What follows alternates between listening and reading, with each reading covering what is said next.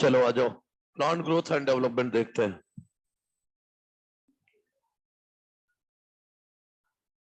Transport रह गया है ना डिस्कशन के लिए, कि हो गया था? रह गया है? चलो ठीक है, तो आगे पढ़ लेते हैं। चलो आ जाओ। तो प्लांट ग्रोथ एंड डेवलपमेंट ध्यान से समझना, शुरुआत के हिस्से में थोड़ी मैथमेटिकल पार्ट भी है। तो देखो भाई, plant growth and development,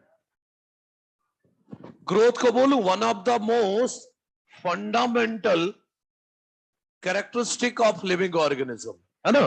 growth होती है लिविंग ऑर्गेनिज्म में। और ग्रोथ को कैसे डिफाइन करें हम? बोलो, irreversible permanent increase in size, weight, volume, cell, tissue, organ, किसी का भी, सेल का, टिश्यू का, ऑर्गन का या ऑर्गेनिज्म का क्या बढ़ जाए? साइज, वेट और वॉल्यूम, क्या कहलाएगा? ग्रोथ कहलाएगा। वो बात अलग है, कुछ एक्सेप्शन भी है। जब लोग डाइटिंग करते हैं तो वेट वॉल्यूम कम भी होता है, वो एक्सेप्शन केस माना जाएगा। Otherwise growth is what? Irreversible permanent increase in size, weight and volume. Growth होता है जब मेटाबॉलिक रिएक्शंस होते हैं। जब मेटाबॉलिक रिएक्शंस होंगे तब ग्रोथ होती है। अब मेटाबॉलिक रिएक्शन चलाने के लिए एनर्जी चाहिए, मतलब ग्रोथ होगा मेटाबॉलिक रिएक्शंस के कारण, और मेटाबॉलिक रिएक्शन के लिए एनर्जी चाहिए। मतलब कहने का यह हुआ कि ग्रोथ के लिए एनर्जी चाहिए।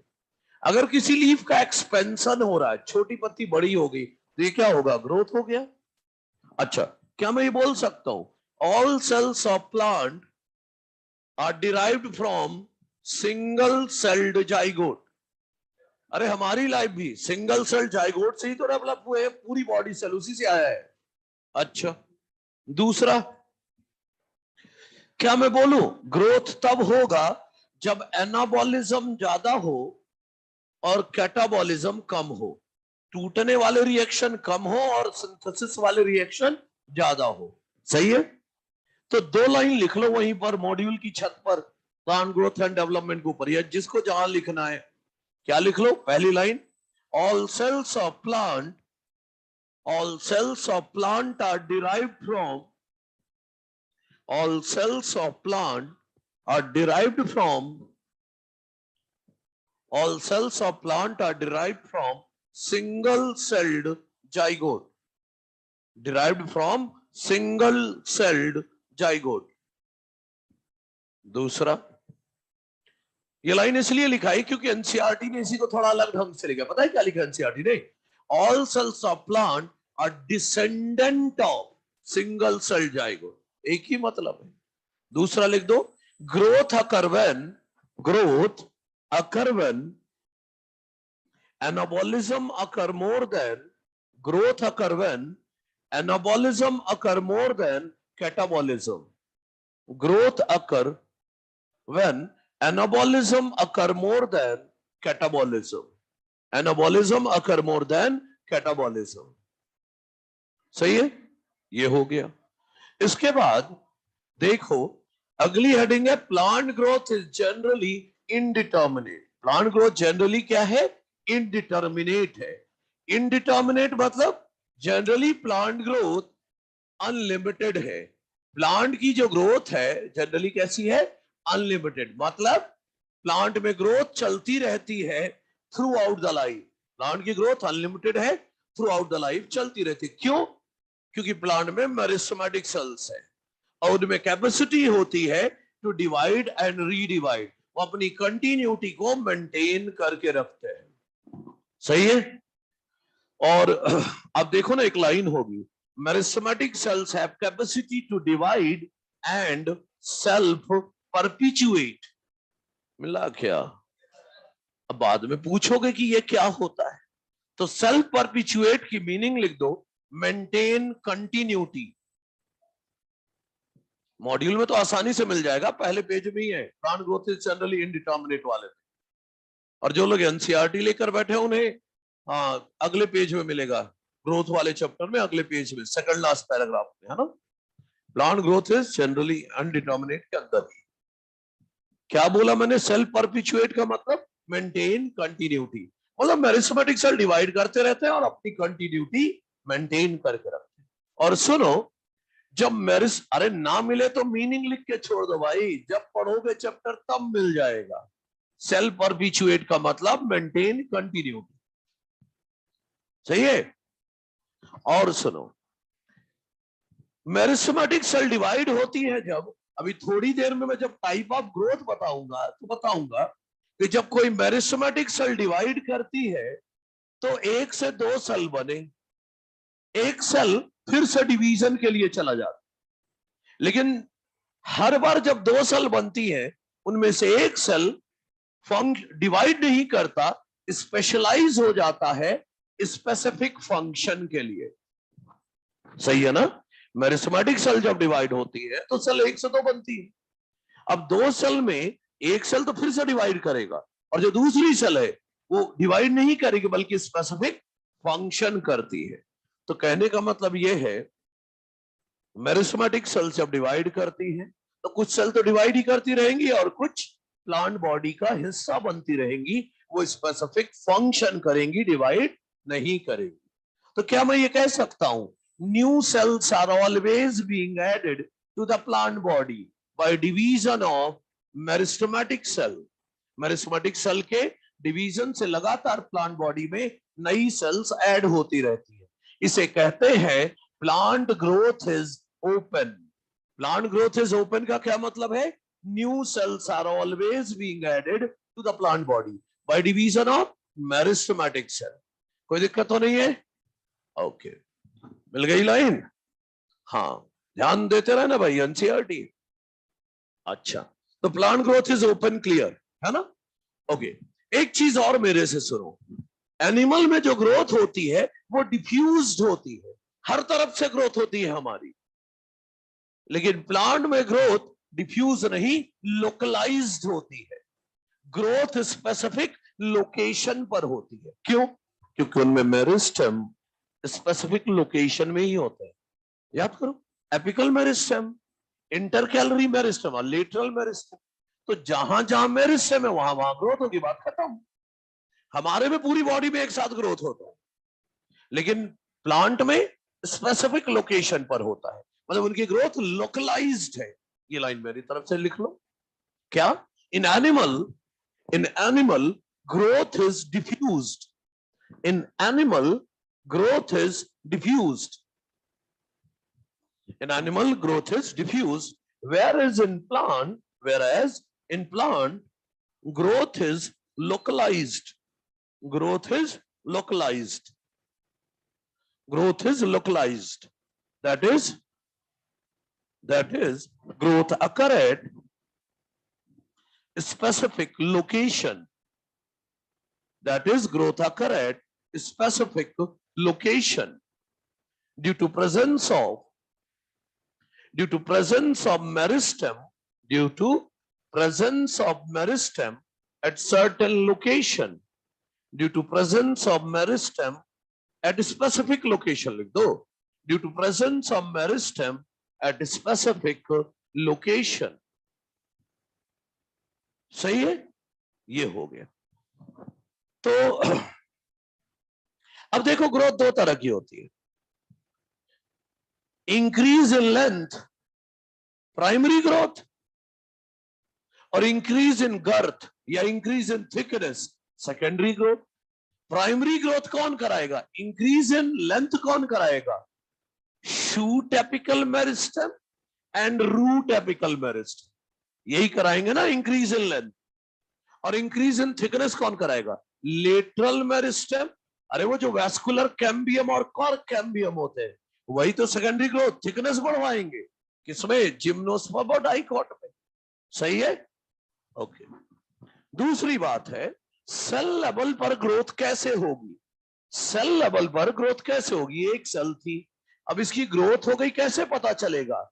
Bye increase in amount of protoplasm. Cell level पर ग्रोथ कैसे होगी? By increase in amount of protoplasm. लेकिन कितना प्रोटोप्लाज्म बढ़ गया ये डायरेक्टली मेजर करना आसान नहीं है, इसीलिए हम ग्रोथ को वैरायटी ऑफ पैरामीटर से मेजर करते हैं। ग्रोथ को हम वैरायटी ऑफ पैरामीटर से मेजर करते हैं। जैसे हम मेजर कर लेते हैं फ्रेश वेट कितना बढ़ गया, ड्राई वेट कितना बढ़ गया, सरफेस एरिया कितना बढ़ गया, वॉल्यूम कितना बढ़ गया, नंबर ऑफ सेल कितनी बढ़ गई, साइज ऑफ सेल कितना बढ़ गया। मतलब वैरायटी ऑफ पैरामीटर से हम ग्रोथ को मेजर कर सकते हैं। फॉर एग्जांपल देता हूं आपको, फॉर एग्जांपल मेज में, एक एग्जांपल ला रहा हूं, मेज में ये जो रूट एपिकल मेरिस्टेम है मेज प्लांट में, ये जो सिंगल रूट एपिकल मेरिस्टेम है, ये मोर देन 17,500 न्यू सेल्स बनाती है पर आवर। तो ग्रोथ को कैसे मेजर कर रहे हो? By increase in cell number, by increase in cell number. Watermelon में सेल का साइज इनिशियल के कंपैरिजन में 3,50,000 टाइम्स बढ़ जाता है। सेल का साइज इनिशियल के कंपैरिजन में 3,50,000 टाइम्स बढ़ जाता है। मतलब ग्रोथ को कैसे मेजर कर रहे हो? Increase in cell size. Pollen tube की ग्रोथ कैसे मेजर करते हो? इंक्रीज इन लेंथ, है कि नहीं? पॉलन ट्यूब की ग्रोथ कैसे मेजर करोगे? इंक्रीज इन लेंथ से। और जो डाइकॉट पत्ती है डॉर्सीवेंट्रली, पहले इतनी बड़ी थी, अब इतनी बड़ी हो गई, तो कैसे मेजर कर रहे हो? Increase in surface area. तो अलग अलग तरीके से हम ग्रोथ को मेजर कर सकते हैं।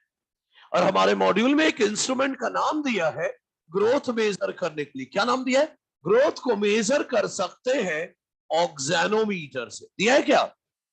ऑक्सैनोमीटर से ग्रोथ को मेजर कर सकते हैं। एक इंस्ट्रूमेंट और बताना चाह रहा हूं जो कि one of the best instrument है फॉर मेजरिंग ग्रोथ, जिसे हमारे इंडियन साइंटिस्ट जेसी बोस ने डेवलप किया था, जिन्हें हम father of Indian plant physiology कहते हैं। उन्होंने एक अच्छा सा इंस्ट्रूमेंट बनाया था, क्रेस्कोग्राफ। तो ये लिख लो ना कहीं पर, इंडिया के बारे में थोड़ा सा पता होना चाहिए। क्रेस्कोग्राफ लिख दो। One of the best instrument for measurement of growth, one of the best instrument for measurement of growth, one of the best instrument for measurement of growth, crescograph,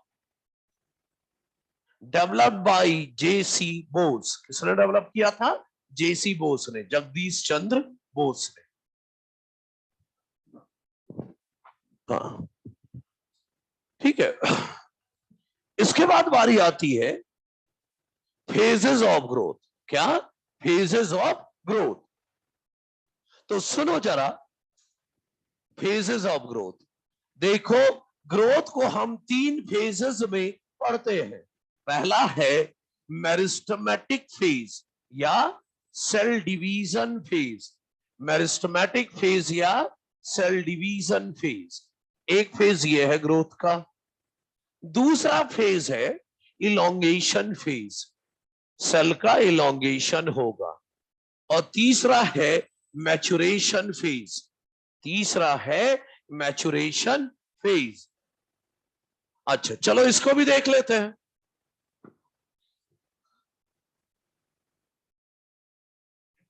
देखो, मेरिस्टेमेटिक फेज कहां देखने को मिलेगा?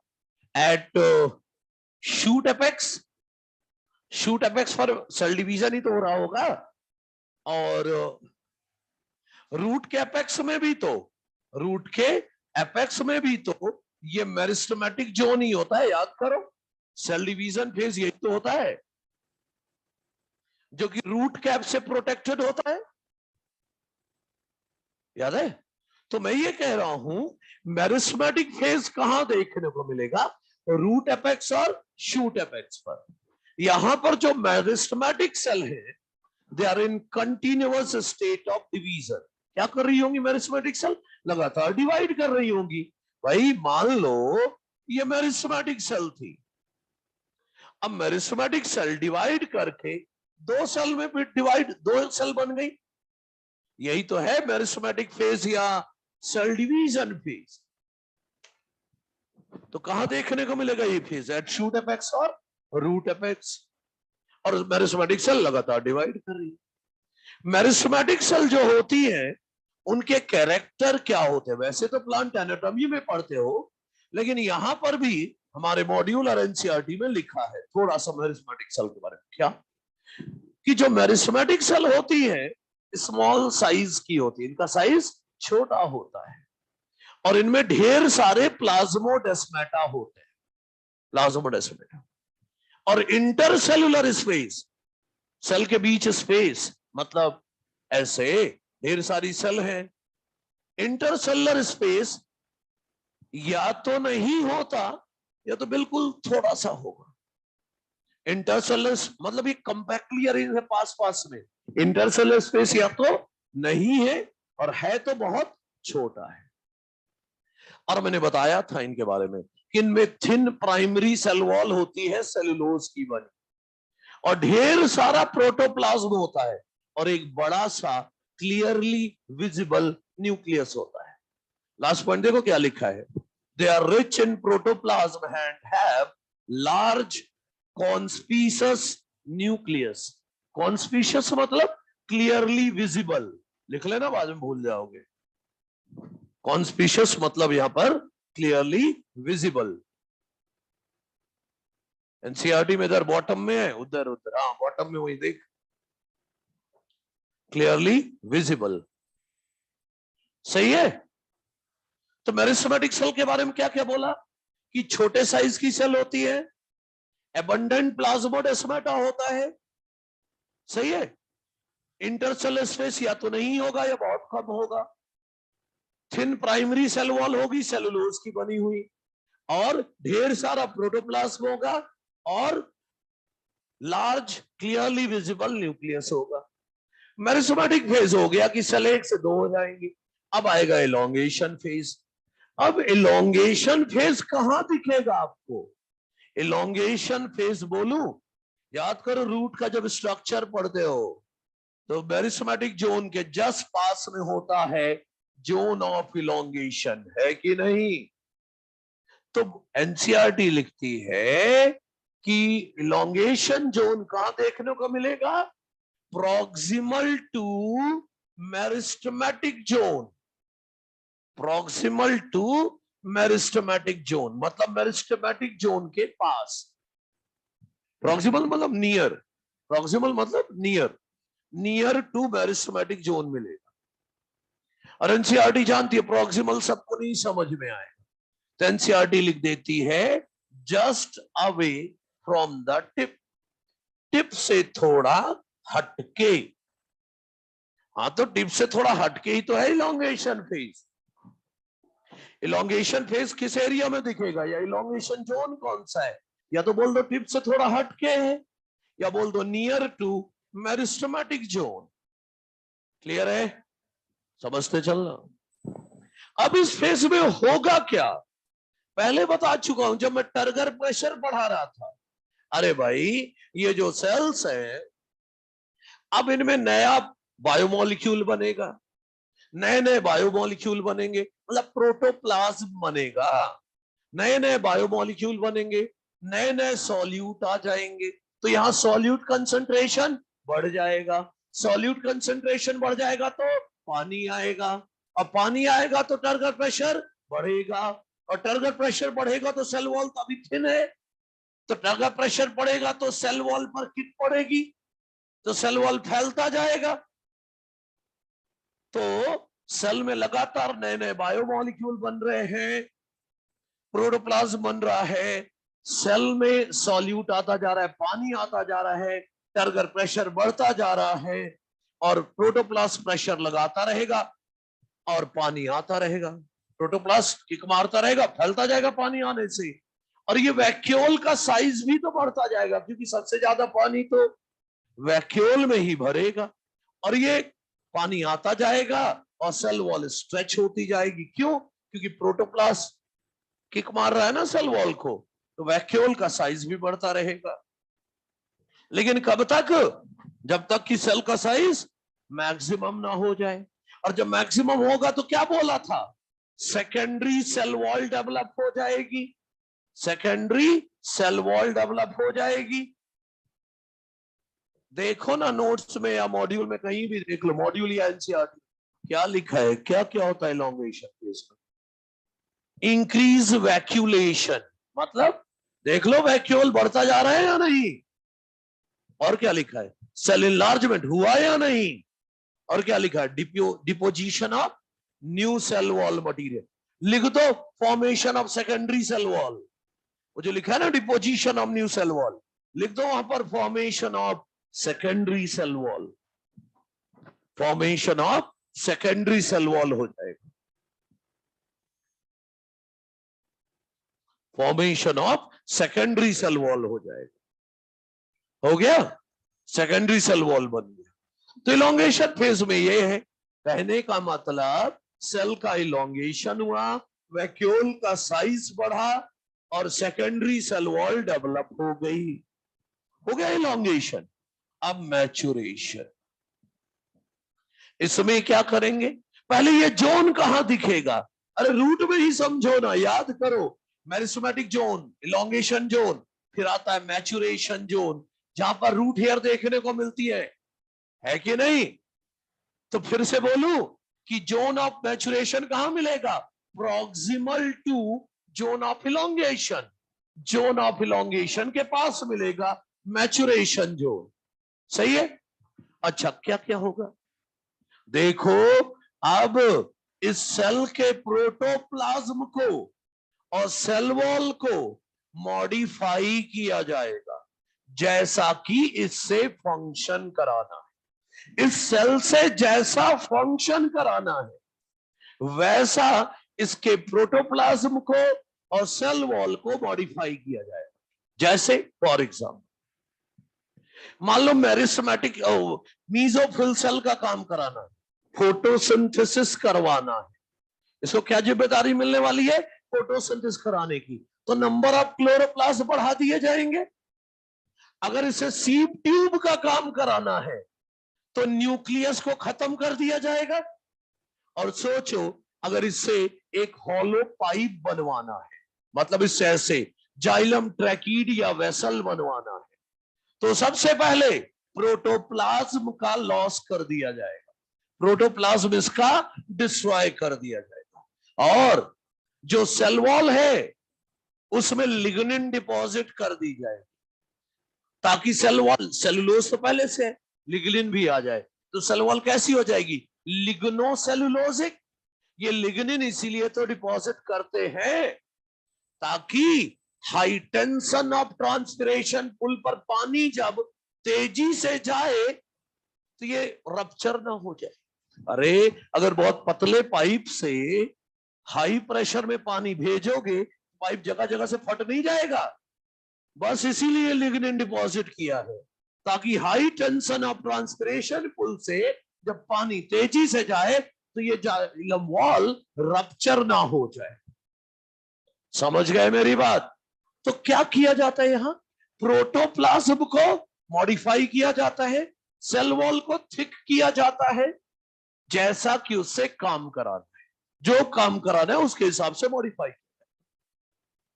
सही है? और जब सब कुछ हो गया तो सेल को बोला जाता है भाई बहुत हो गया था तैयारी, अब चल काम पे लग जा। मतलब now cell specialises to perform specific function. सही है? अब थोड़ा दूसरा एस्पेक्ट, कोई पूछे सेकेंडरी सेल वॉल कब बनती है? इलोंगेशन। लेकिन कोई पूछे सेल वॉल में लिग्निन या सुबेरिन कब जमा होता है? अरे एंडोडर्मल सेल है तो सुबेरिन जमा करना होगा ना। तो सुबेरिन डिपोजिशन या लिग्निन डिपोजिशन कौन से फेज में होता है? मैच्योरेशन फेज में।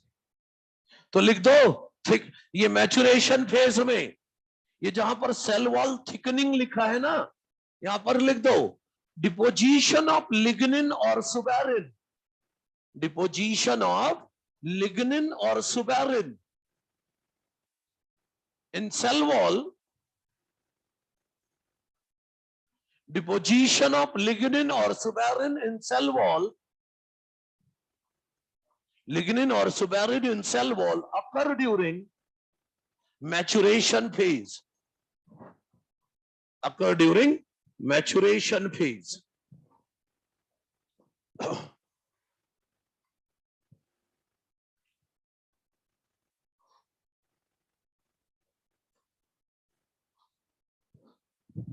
कौन सा पेज है? 240 240 हाँ 242 में देखो पहले पैराग्राफ पर जब से ढूंढे जा रहे हैं सेल वॉल थिकनिंग में क्या लिखना है? सेल वॉल थिकनिंग का यह मतलब लिग्निन और सुबेरिन का डिपोजिशन मैचुरेशन फेज में होगा। ठीक है, ओके। तो सेल तैयार हो गई, काम लगा देंगे, लो भाई हो गया सेल का मैचुरेशन। समझ गए मेरी बात? अब एक चीज और बतानी है, ये मॉड्यूल में पिछले पेज में और एनसीईआरटी में भी देखो बना हुआ एक parallel line technique to determine zone of elongation बना है ना।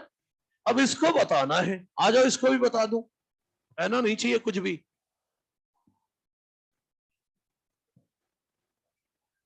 क्या? हाँ वही।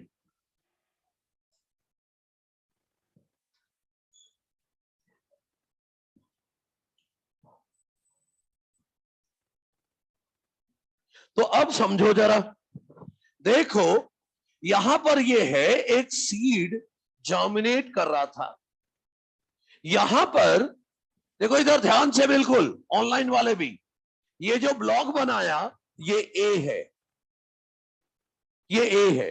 अब इसके आगे लिखूंगा नहीं, बड़े डायग्राम में लिखूंगा, ये ए है, फिर इसी तरह B C D E F G, ये यहां तक बना दिया।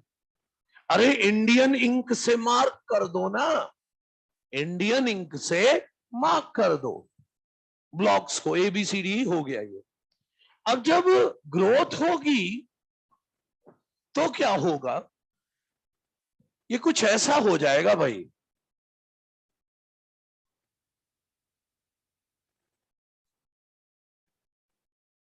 ये ऐसा हो गया। अब ए वाला जोन तो ये है, ए वाला जोन ये है, देखो इतना इलोंगेट हो गया है, बी वाला इतना इलोंगेट हो गया है, सी वाला भी काफी इलोंगेट हुआ है, डी वाला भी इलोंगेट हुआ है, लेकिन जो ई है, एफ है, जी है, ये ज्यादा इलोंगेट नहीं दिख रहे हैं, है ना? तो सुनो, इसी को कहते हैं पैरेलल लाइन टेक्निक। पता चल जाता ना कितने से कितना हो गया है। एक्चुअली मैं लेबल कर रहा हूं, पता ही, ए के नीचे जो एरिया है वो मेरिस्टेमेटिक जोन है। क्या है ये? Meristematic zone. और ए से लेकर डी तक ये इलोंगेशन जोन है, सबसे ज्यादा इलोंगेशन। और फिर जहां कम दिख रहा है आपको उसे क्या बोल दो? मैचुरेशन फेज वाला जोन। तो main focus A B C D पर करना है, यहां पर सबसे ज्यादा इलोंगेशन हुआ है, इलोंगेशन जोन है। ठीक है, ये है मामला।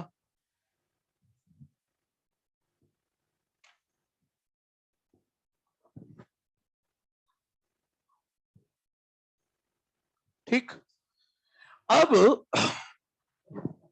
बात ये आती है,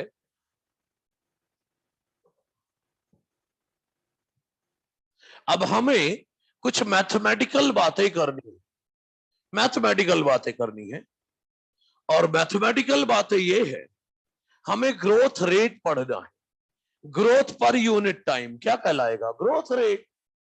ग्रोथ रेट के बेस पर दो तरह की ग्रोथ है, एक है अर्थमेटिक ग्रोथ और एक पढ़ना है ज्योमेट्रिक ग्रोथ। दोनों ग्रोथ देख लेते हैं एक एक करके, अर्थमेटिक ग्रोथ और ज्योमेट्रिक ग्रोथ। आ जाओ देख,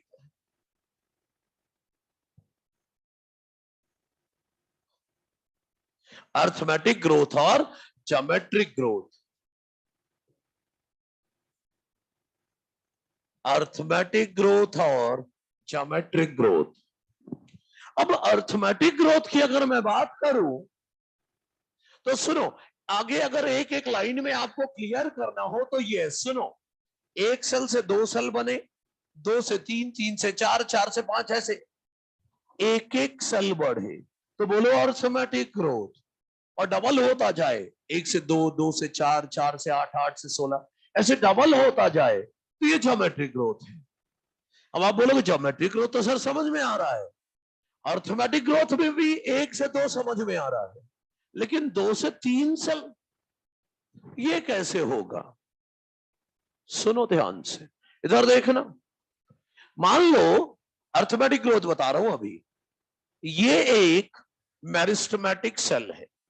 जिस सेल को मैं शेड कर दूं, समझ जाना वो मेरिस्टेमेटिक सेल है, ये मेरिस्टेमेटिक है।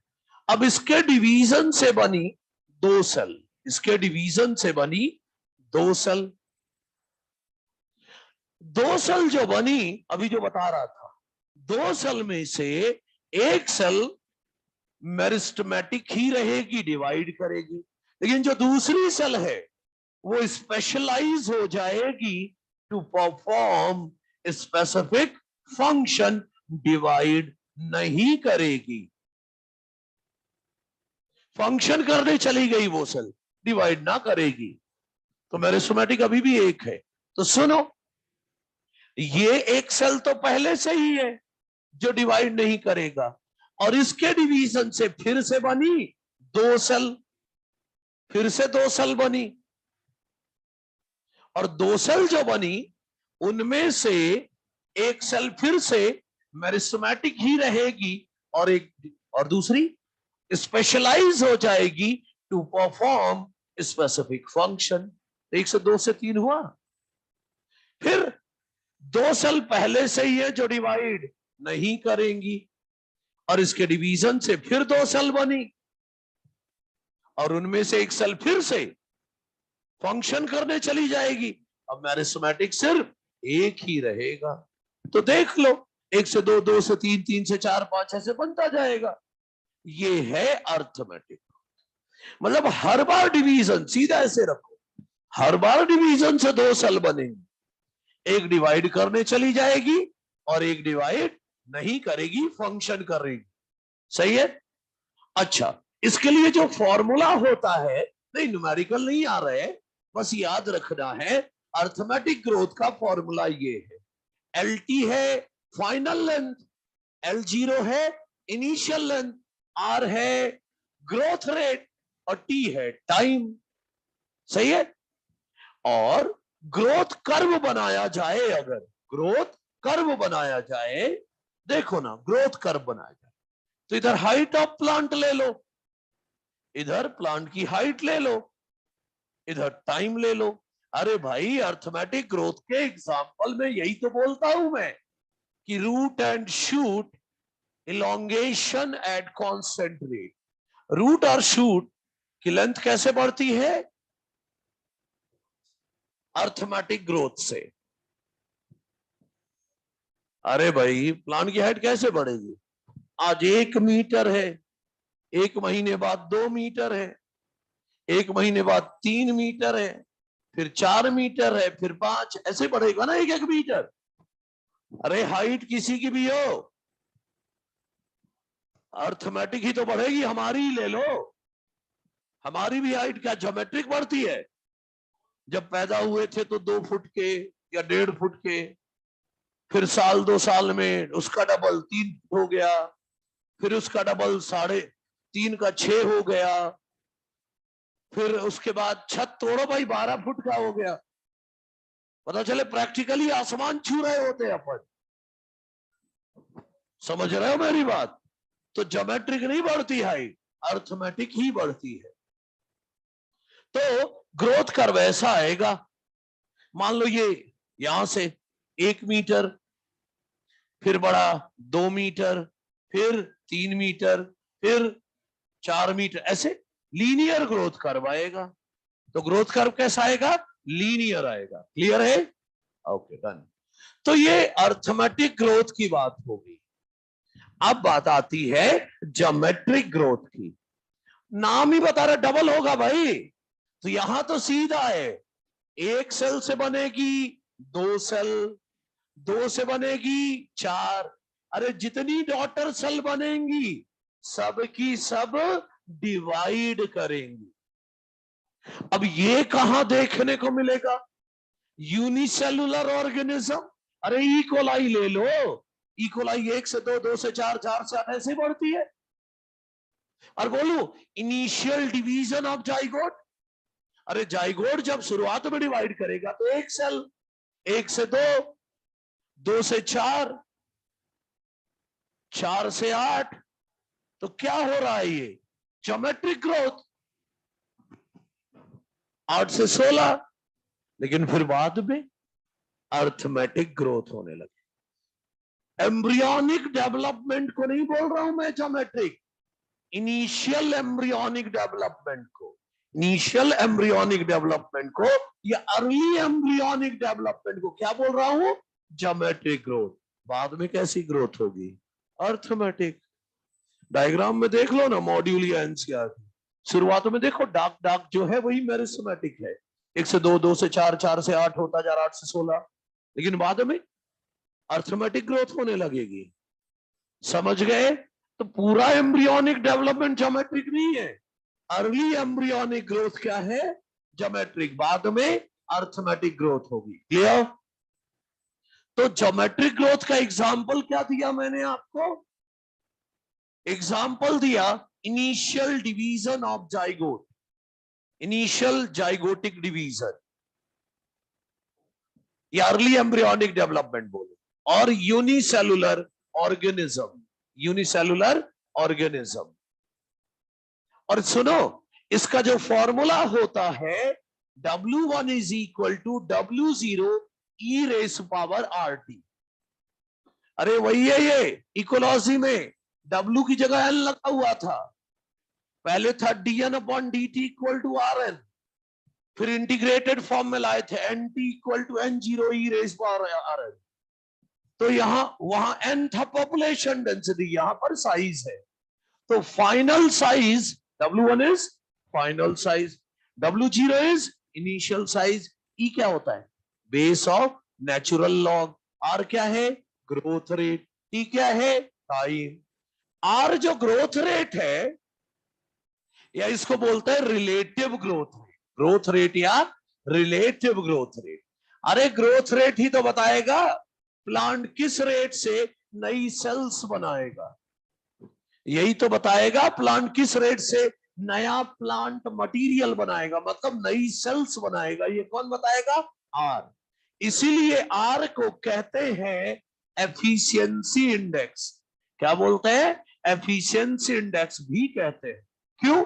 क्योंकि वो बताता है प्लांट किस रेट से नया प्लांट मटेरियल या बोलो नई सेल बनाएगा, नई सेल बनाने का रेट आर ही तो बताएगा, इसीलिए आर को क्या कहते हैं, एफिशिएंसी इंडेक्स।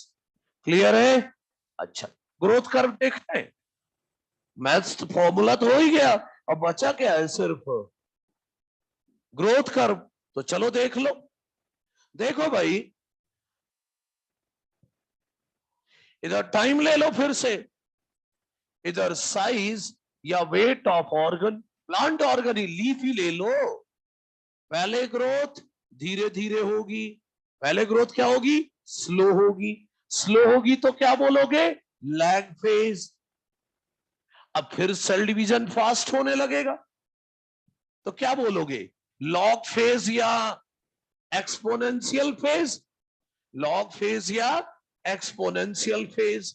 सबसे ज्यादा ग्रोथ यही तो हो रही है, इसीलिए इसे क्या बोलोगे, grand phase of growth, grand phase of growth बोलोगे,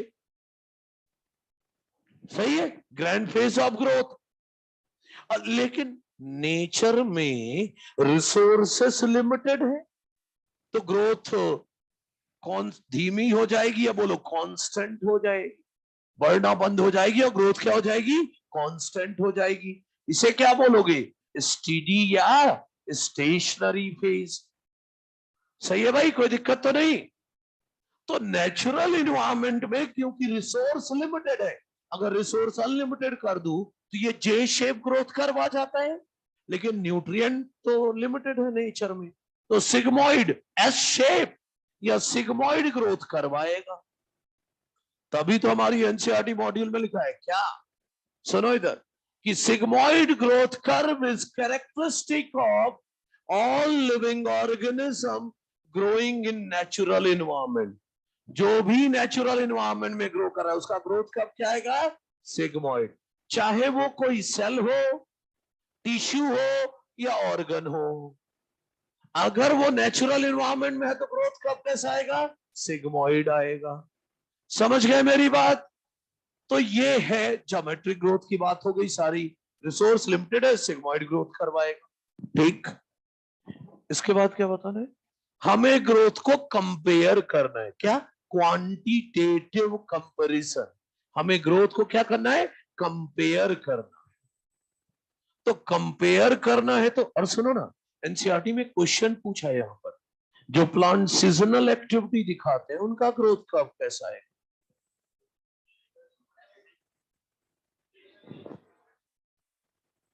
सिग्मॉइड। वो सर ने एनिमल के लिए बताया है, फायरफ्लाई जैसे इंसेक्ट के लिए, है ना। सीजनल एक्टिविटी वाले जो प्लांट होंगे उनका सिग्मॉइड ही आएगा, वो मर थोड़ी ना जाते हैं। इंसेक्ट वो जो तुम लोग बोल रहे हैं रेनी सीजन में वो जो कीड़े होते हैं वो अचानक से बढ़ते हैं और फिर पॉपुलेशन क्रैश हो जाता है। आम का पेड़ सीजनल एक्टिविटी दिखाता है, मर जाता है क्या वो अचानक से? तो प्लांट सीजनल एक्टिविटी दिखाए उनका ग्रोथ कब कैसा बोलोगे? सिग्मॉइड ही बोलोगे। ठीक है। अरे बोला ना, नेचुरल इन्वायरमेंट में जो ग्रो कर रहा है सिग्मॉइड है। ठीक है। हाँ,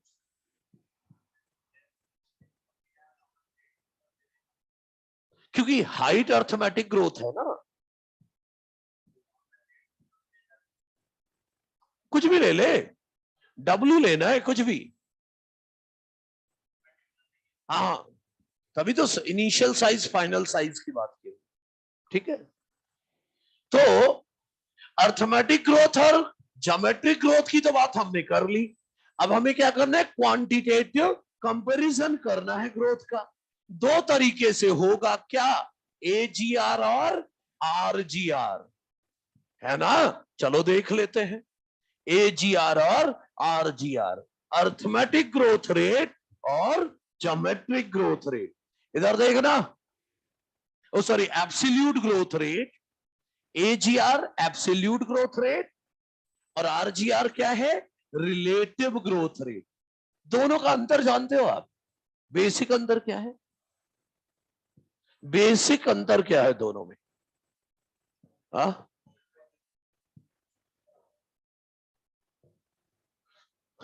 अच्छा चलो, मैं डेफिनेशन लिखता हूं, शायद आप समझ जाओ खुद ही। ध्यान से देखना। Absolute growth rate is total growth, total growth per unit time, total growth per unit time.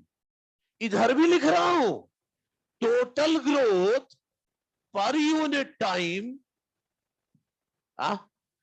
इतना इधर भी लिख रहा हूं, बस एक चीज नया जोड़ रहा हूं, पर यूनिट इनिशियल साइज। दोनों में अंतर पता चला क्या है? ऊपर वाले में हमें यह बताना है कि गिवन टाइम में कितनी ग्रोथ हुई, लेकिन दूसरे वाले में इनिशियल साइज के कंपैरिजन में कितनी ग्रोथ हुई। और इसको समझने के लिए हम वही पत्ती वाला एग्जांपल लेते हैं जो एनसीईआरटी में है। मान लो दो लीफ है।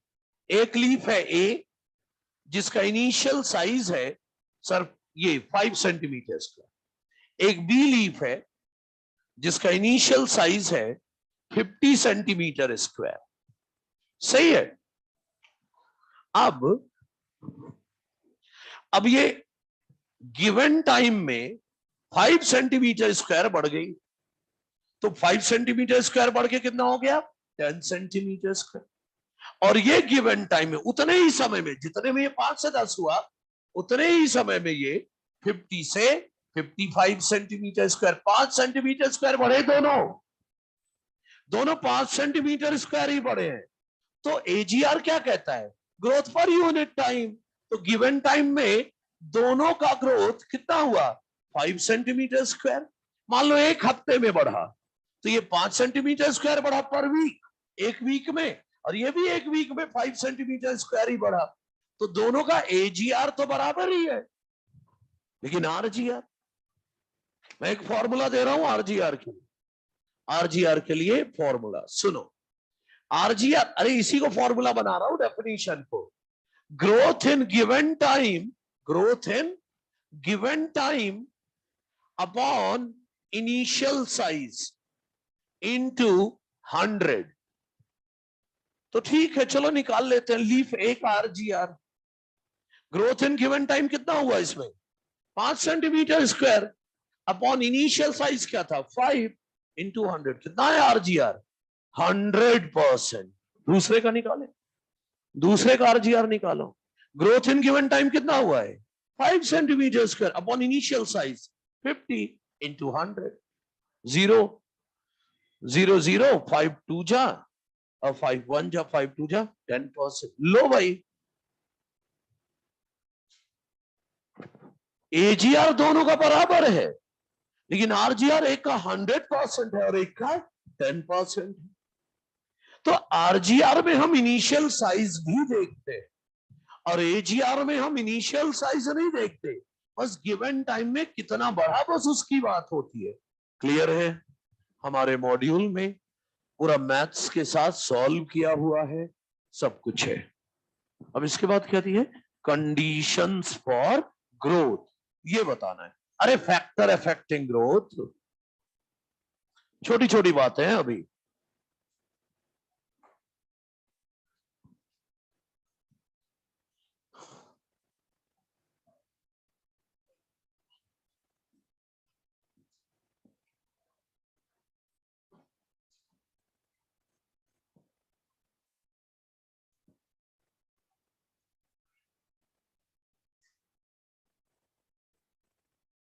अच्छा देखो जरा, कंडीशंस फॉर ग्रोथ.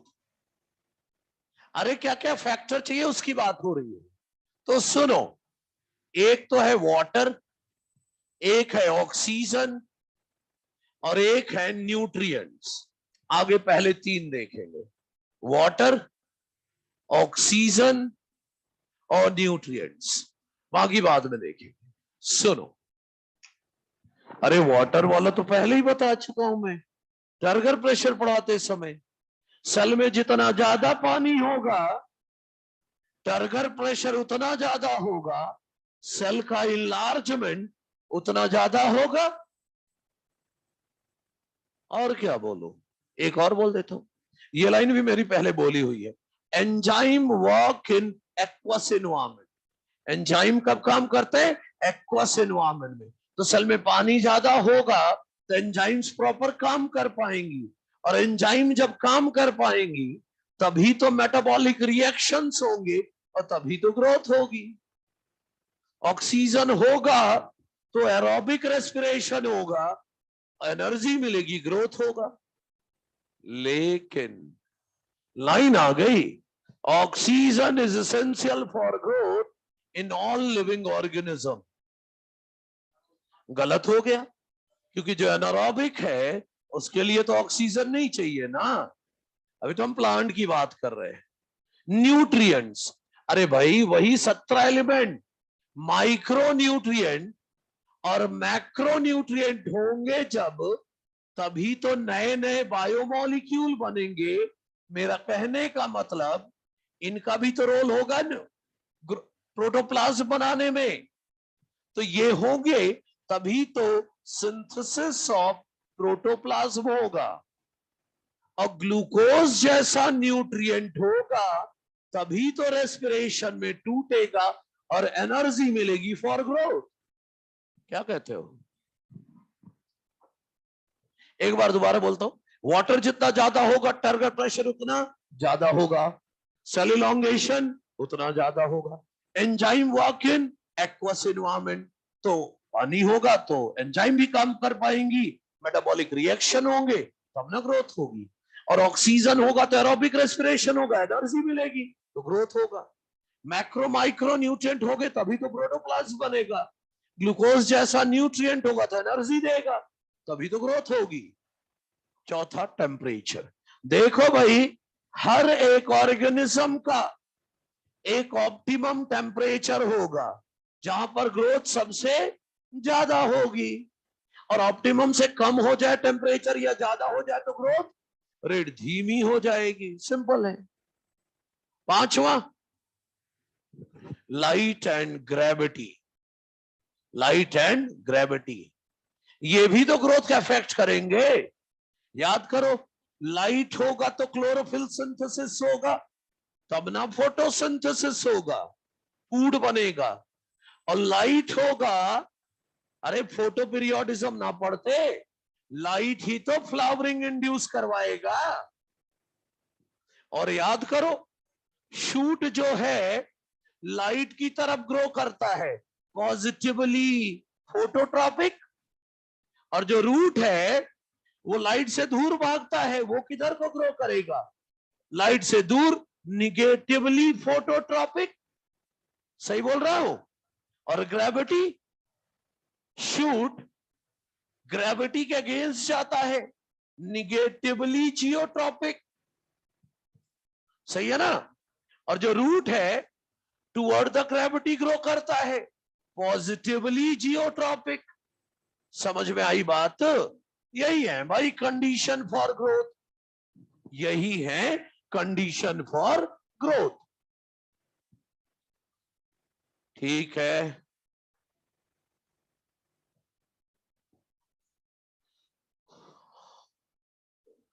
और इसके बाद एक ऐसा है,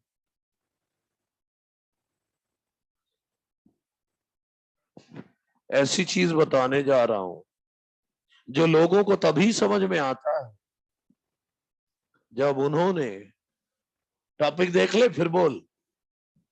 हाँ? जब लोगों ने एनाटॉमी पढ़ रखी हो, लोगों को पता हो vascular cambium, intrafascicular cambium, interfascicular cambium, cork cambium.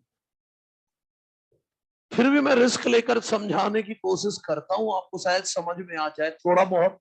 अब आगे जब एनाटॉमी पढ़ोगे तो वो और ज्यादा क्लियर हो जाएगा। एक बार बताना।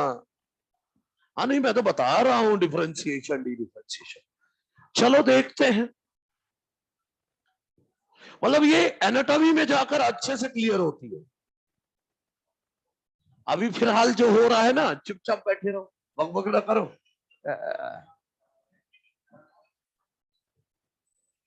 अच्छा ठीक है, देखो इधर अभी टर्म ये है डिफरेंशिएशन, एक है डी डिफरेंशिएशन, एक है रीडिफरेंशिएशन।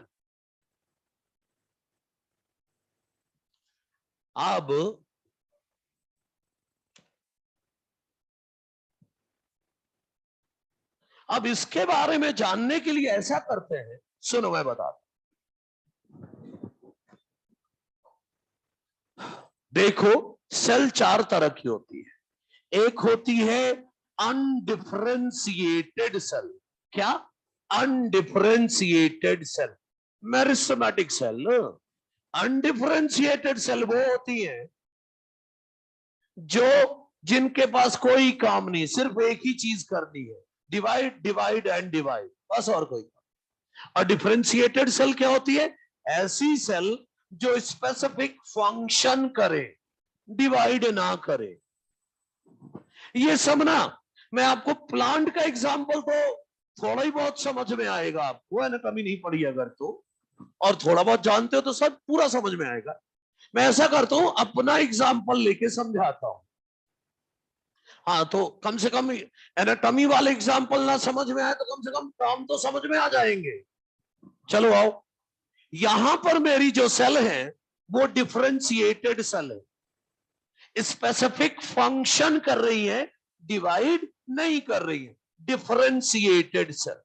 मुझे यहां पर चोट लग गई, यहां पर चोट लग गई, यहां कौन सी सेल है मेरी? डिफरेंशिएटेड सेल, जो डिवाइड नहीं करती, फंक्शन करती है।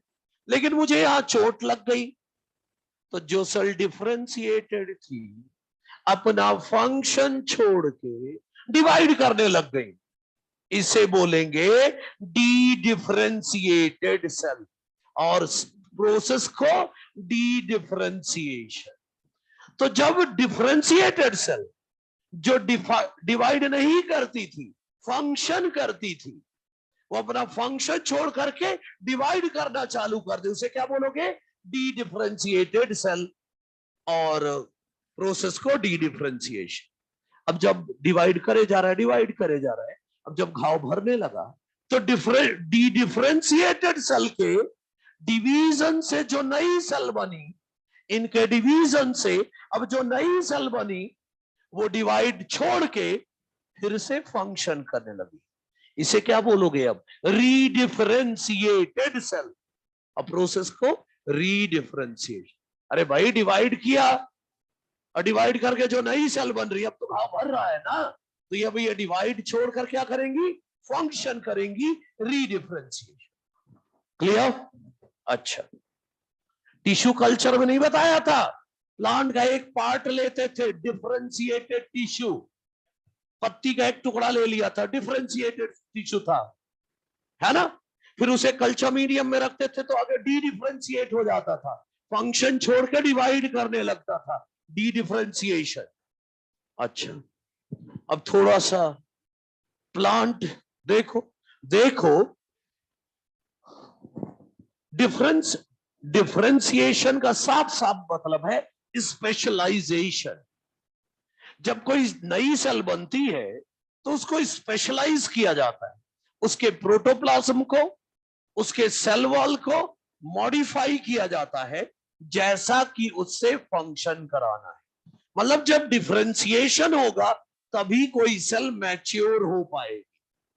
अरे वो जाइलम वाला याद करो ना, मैंने बोला था जाइलम ट्रैकीड या वेसल अगर बनाना है तो आगे सेल का प्रोटोप्लाज्म हटा दो और लिग्निन डिपॉजिट कर दो ताकि सेल वॉल हो जाए strong elastic lignocellulosic wall, strong elastic lignocellulosic wall, ताकि high tension of transpiration pull से जब पानी जाए तो ये जाइलम वेसल रप्चर ना होने पाए।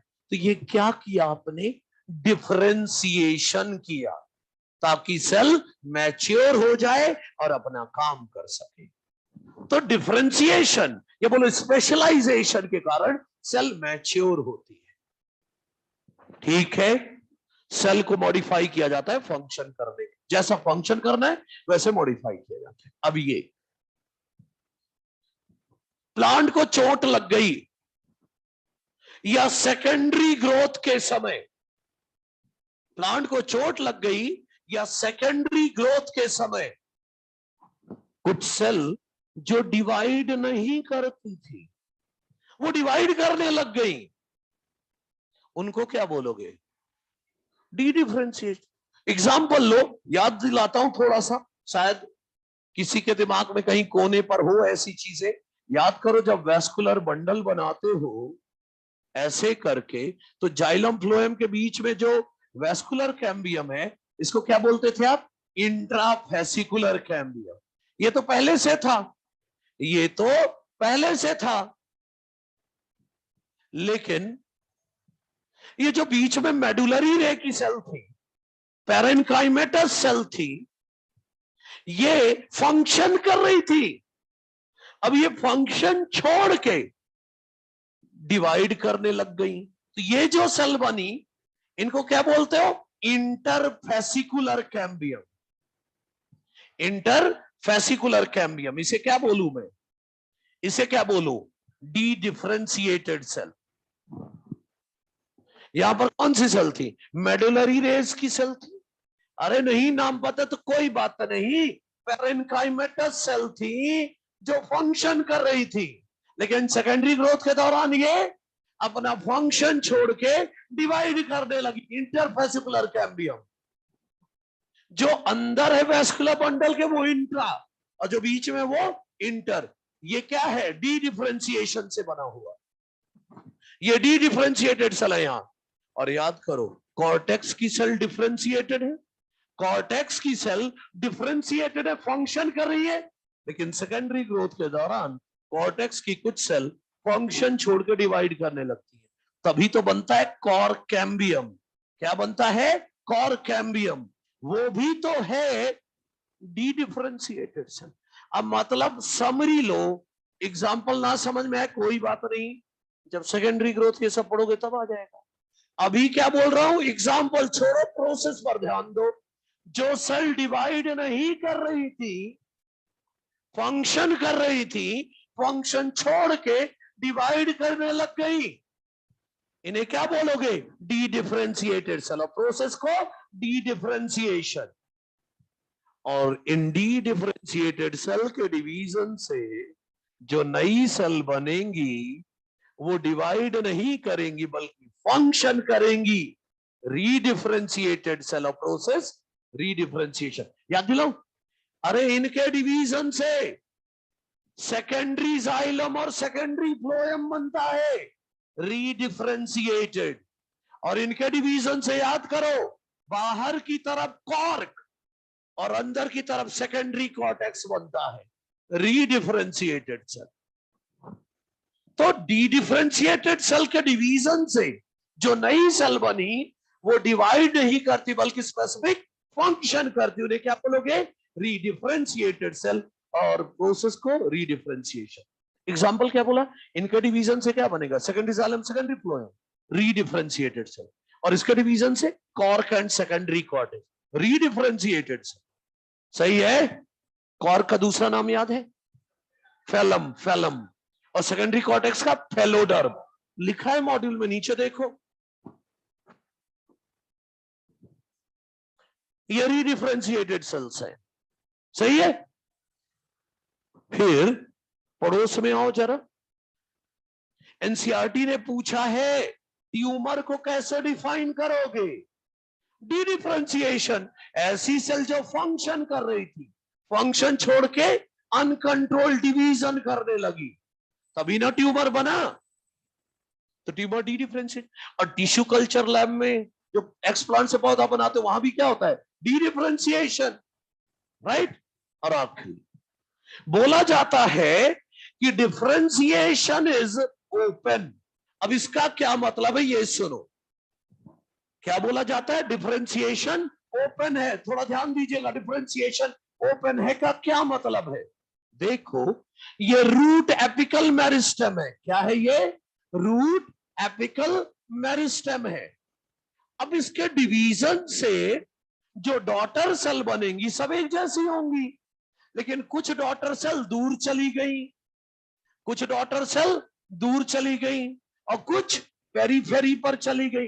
अरे एक ही मेरिस्टेम से डॉटर सेल्स जो बन रही है तो सब एक जैसी तो बन रही है, लेकिन जो सेल दूर चली गई उससे बन गया रूट कैप,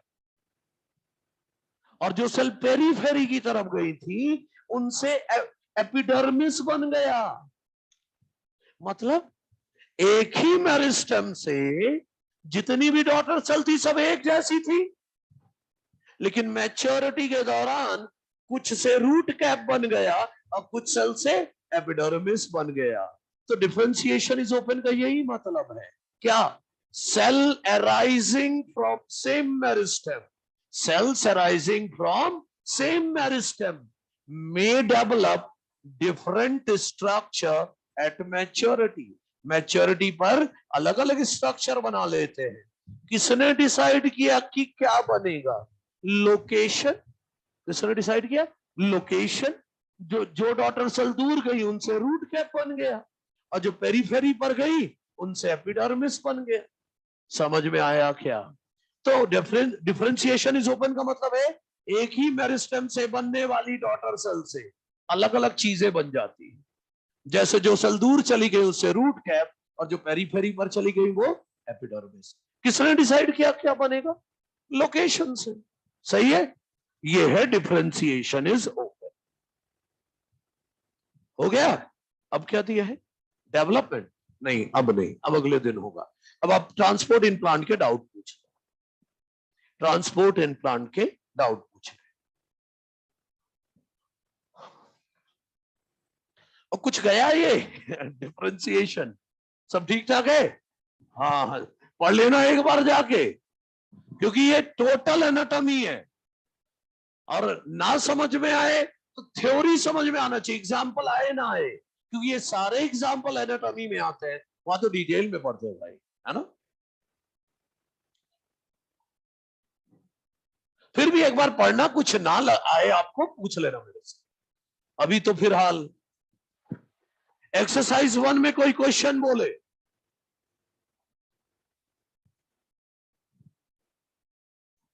ओके, ऑनलाइन वाले बोल रहे हैं क्रिस्टल क्लियर, फर्स्ट टाइम ये टॉपिक समझ में आया। अच्छा ठीक है, चलो क्वेश्चन लाओ भाई। ट्रांसपोर्ट इन प्लांट में बाकी सब डिस्कशन हो गया जब होली बनाने गए थे तब। अरे नहीं, वो तेरा चेहरा कह रहा है, तेरा चेहरा बहुत कुछ कह देता है। ट्रांसपोर्ट इन प्लांट में पहले पेज में कोई क्वेश्चन नहीं है, दूसरे पेज में पेज 45 में कोई क्वेश्चन किया भी है? No sir. होली बनाने में busy.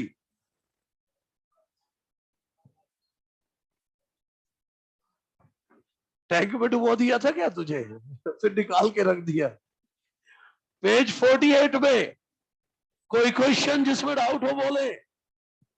Question number 57, exercise 1, which tissue are removed when a plant is girdled? याद करो, गर्डलिंग के दौरान पूरा बार हटाते हैं, केवल जाइलम बचता है, तो जाइलम छोड़कर सब कुछ हटा देते हैं, मतलब एपिडर्मिस से लेकर फ्लोएम तक सब हट जाएगा। सही है ना? तो आंसर यही होगा, फ्लोएम से एपिडर्मिस पूरा हट जाएगा। क्वेश्चन नंबर 67, CO2 कंसंट्रेशन बढ़ा दे तो क्या होगा? क्या बताया था? CO2 एक्सेस हो जाएगा तो एसिड बन जाएगा, है ना? तो एसिडिक पीएच में एब्सिसिक एसिड होगा और वो स्टोमेटा को क्लोज कर देगा, बताया था। हाँ हो गया, इस पेज में नहीं। क्वेश्चन नंबर 74, द मोस्ट बच्चे एटमॉस्फेरिक ह्यूमिडिटी, ये नोट्स में भी है, मॉड्यूल में पहली मॉड्यूल में है ना एटमॉस्फेरिक ह्यूमिडिटी, मैंने भी बताया था कि ह्यूमिडिटी अगर बाहर ज्यादा है, वाटर वेपर ज्यादा है, तो अंदर से पानी नहीं आएगा, और अगर ह्यूमिडिटी कम है मतलब वाटर वेपर कहाँ है? कम है बाहर, तो हाई से लो कंसंट्रेशन वाटर निकल जाएगा। डिफ्यूजन ही तो है ट्रांसपिरेशन, तो बाहर कम होना चाहिए वाटर वेपर, मतलब ह्यूमिडिटी क्या होनी चाहिए? कम। ठीक है, हाँ क्या? हाँ बिल्कुल। हाँ, अगर 100%, एक क्वेश्चन है मॉड्यूल में कि 100% ह्यूमिडिटी हो गई तो क्या? अरे ह्यूमिडिटी अगर बहुत ज्यादा हो गई तो मैंने बोला था ट्रांसपिरेशन नहीं होगा, सुबह होगी स्टोमेटा खुलेगा, रात होगी बंद होगा, लेकिन ट्रांसपिरेशन नहीं होगा। सही है, ओके ठीक है। एक्सरसाइज 2 ले आओ भाई। एक्सरसाइज 2 में कोई क्वेश्चन बोलो। क्वेश्चन नंबर 15, बच्चे ये डिफ्यूजन कोएफिशिएंट बताता है कि कौन कितनी आसानी से डिफ्यूज होगा, तो दो चीज का डिफ्यूजन रेट अलग कैसे होगा? जब दोनों का डिफ्यूजन कोएफिशिएंट अलग होगा तब। सही है, और बोलो क्या बच्चे? नहीं बच्चे ऐसे थोड़ी ना, नहीं ऐसे नहीं है। क्यों? O2 भी निकल सकता है बाहर, थोड़ा बहुत CO2 बाहर नहीं जा सकता क्या दिन में? 23 बोल रहा है, लो 23। हाँ बच्चे हो तो सकता है, लेकिन मोस्ट अप्रोप्रिएट क्या है? देखो, एक्टिव ट्रांसपोर्ट तो फास्ट होता है, पैसिव स्लो होता है, ठीक है, लेकिन बात यहां पर बात है कि एक्टिव और पैसिव का मेन डिफरेंस क्या है? फास्ट स्लो थोड़ी ना, अलोंग द ग्रेडियंट हो तो पैसिव, अगेंस्ट द ग्रेडियंट हो तो। मेन डिफरेंस हुआ है, मैं पहले भी बोल चुका हूं, मोस्ट अप्रोप्रिएट आंसर देना होता है। ठीक है, question number 20, stomatal movement is not affected by oxygen. Oxygen का काम मैंने कुछ बताया तुझे, कुछ बताया कि ऑक्सीजन से? हाँ तो ऑक्सीजन का क्या लेना देना स्टोमेटल ओपनिंग? क्या ऑक्सीजन क्यों फर्क पड़ेगा? ऑक्सीजन का क्या लेना देना है? स्टोमेटा खुला है, ऑक्सीजन बाहर चला गया, बंद है, ऑक्सीजन बाहर नहीं गया, ठीक है कोई बात नहीं। अब खुद दिमाग लगा, अपन ने फैक्टर्स जितने पढ़े हैं वो सारे दिए हैं, ऑक्सीजन नहीं है ना? ऑक्सीजन जाएगा, ऑक्सीजन से इफेक्ट नहीं पड़ेगा। क्वेश्चन नंबर 6 एक्सरसाइज 3 में सेकंड में दिखाओ भाई, क्वेश्चन 6 दिखाओ। In plant cell guard cell बताया तो बच्चे, प्रेजेंस ऑफ क्लोरोप्लास्ट। क्या फर्स्ट एक्सरसाइज का फर्स्ट ऑप्शन साइटोस्केलेटन। क्या लेना देना साइटोस्केलेटन का? क्या वो सेल वॉल में है, साइटोप्लाज्म में किसने बोल दिया? सेल वॉल में है बच्चे वो स्केलेटन, है ना? ठीक है, एक्सरसाइज 3 में बोलो। एक्सरसाइज 3 में पेज 55 में कोई क्वेश्चन?